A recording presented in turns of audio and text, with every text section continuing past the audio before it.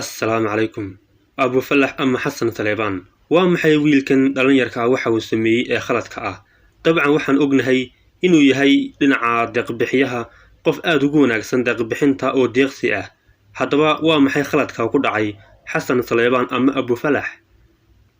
Dhammaanteen waxaan ka dheregsannahay in bishan aan ku guda jirnay ee haatan dhammaadka 2022 in muddo 11 maalmood ah uu ururinayay dhaqaale uu ugu talagalay in loogu deeqo dad masaakiina. Kadib guushaas uu ka gaadhay dhinaca live-ka ee YouTube ayuu waxa uu ku ururiyay sidaan la wada soconay 11 milyan oo dollar oo loogu talagalay in la gaarsiiyo dadka barakacayaasha iyo masaakiinta ee markaasi sida Suuriya iyo meelaha kale ee dunida gaar ahaan dunida muslimka. Inkasta oo markii arrinkaasi uu dhacay dhaqaalahana uu sii mariyay hay'adaha sida waxbixiya ee markaasi reer galbeedka ee loo yaqaan ee ka yimaada qaramada midoobay sida UNHCR iyo hay'ado kale. Haddaba Abu Falax khaladkii uu galay ayaa waxaa ka mid ahaa khalad ka yimid markaasi cidda lacagta loo gudbiyay ee ay sii maraysa kadib markii ay sheegeen in 50% la gaarsiin doono dadkii loogu talagalay halka 50 kalena ay ku bixi doonto dad shaqaalaha taa oo dadku aad uga cadhoodeen. Laakiin muddo kadib oo ka maqnaa internetka ama barta YouTube mar dambe ayuu soo daayay muuqaal uu ku sharaxayo arrimo fara badan oo ka dhacay isaga oo khaladaada oo gaf ku ah diinta Islaamka xataa. Kadib Abu Falax geesinimada uu muujiyay ayaa ahayd in khalad uu sameeyay uu sidiisa u qirtay. Kadib markii intii uu live-ka ku jiray uu soo gabagabeynayay markaas magaalada Dubai uu sheegay Abu Falax in qofku uu u baahan yahay qof insaaniyadiisa ee uusan u baahnayn diintiisa oo qofku diinta uu doono qaadan karo. Arrinkaas oo khatar iyo liddi ku ah islaamnimada. Laakiin geesinimada uu muujiyay ayaa ah in uu ka laabtay markii dad badan ay markaasi culimo iyo dadyo kale oo waxgarad ah ay aad uga hadleen una soo jeediyeen inuu arrinkan ka laabto. Geesinimada ayaa ah in uu markaasi raaligelin bixiyay khaladna uu markaasi uu ka dhacay uu yahay waxaas. Kadibna waxa uu markaasi sheegay in waxa uu sameeyay meel ka dhac iyo gaf diinta Islaamka laakiin oosan habboonayn waxa uu qof Islaami ku hadlo. Dhinaca kalena waxa uu sheegay in lacagtii ay soo ururiyeen loo kala qaybiyay 2 qaybood 50% hay'ad gaar ah 50% hay'ad sidaana markaasi lagu daahfuray in la gaarsiiyo dadkii loogu talagalay hay'adaha markaasi qaramada midoobay ee markaasi ka shaqeeya dhinaca iyo qaxootiyada. Haddaba arrinka Abu Falax waxa ku dhex jira dhiiranaan iyo geesinimo muhiim ay tahay in ay qof walba uu aqbalo. Han ku bilownaa geesinimada iyo aqbalitaanka waxay dadku u soo jeediyeen. Ma habboona inuu qofku is adkeeyo marka uu ogaado inuu khalad ka dhacay.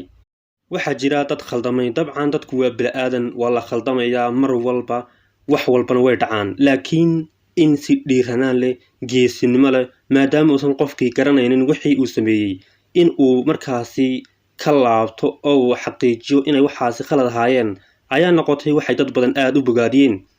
Maadaama uu caan aad uga yahay baraha bulshada oo yahay wiil haatan si fiican loo garanayo in uu saameyn leeyahay hadalkiisa iyo sidoo kale waxyaabaha uu ka hadlayo ee uu soo jeedinayo taa oo xataa liddi iyo khatar weyn ku ahayd in uu yiraahdo qofku diinta uu doono ha qaato laakiin waxa ay khusaysaa insaannimadiisa. Haddaba diinta Islaamka oo ah diin dhammaystiran dhinac walba nolol iyo talis iyo sidoo kale talaahan ay tahay tu aad iyo aad u fudud oo markaasi cid walba ay markaasi dhinac walba ka tiiran oo waxtar iyo midho wanaagsan leh. Dhinaca kale qofka caanka ah uu ka saameyn badan yahay qofka kale caadiga. Qofka caanka hadalkiisu wuxuu noqonayaa mid dhinacyo fara badan laga eego. Dabcan dad badan ayaa ka hadlay dhinacyo kala duwan siyaabo kala duwan dhinac walbana ka rogrogay. Laakiin muhiimaddu waxay ahayd in uu Abu Falax aqbalay khaladkii uu galay. Wiilkan 11 maalmood live-ka ku jiray ururiyayna dadkaas masaakiinta dhaqaalihi loogu deeqi lahaa xilliyada qabowga ee cunto iyo sidoo kale baraf xun uu ku da'ayo. Haddaba arrinka ay tahay in si fiican loo fahmo oo halkana laga baran kara ayaa ah in qofku marka uu khalad galo uusan khaladkaasi ka warwareegin ee sidiisa uu wajaho.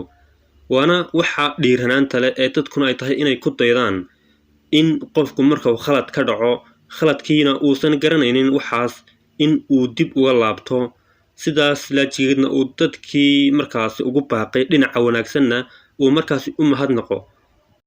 dabcan abufalax khaladka uu sameeyey dad ayaa u sacabatumayey, laakiin dad ayaa kasoo horjeeday. haddaba kuwa u sacabatumayey marka uu ku hadlayay waxyaabahaas khaladka ah waxay u dhoweyd in ay sii fogeeyaan oo ay markaasi khatar u horseedaan, laakiin dad ayaa si kalsooni iyo markaasi mas-uuliyad leh ula hadlay, baaqna u diray abufalax, kadibna waa aqbalay. wuxuuna markaasi ka bixiyey jawaabtii ku habboonayd inuusan waxaan garanaynin, iyo sidoo kale in markaasi uu khalad galay, khaladkaasna uu dusha u ritay.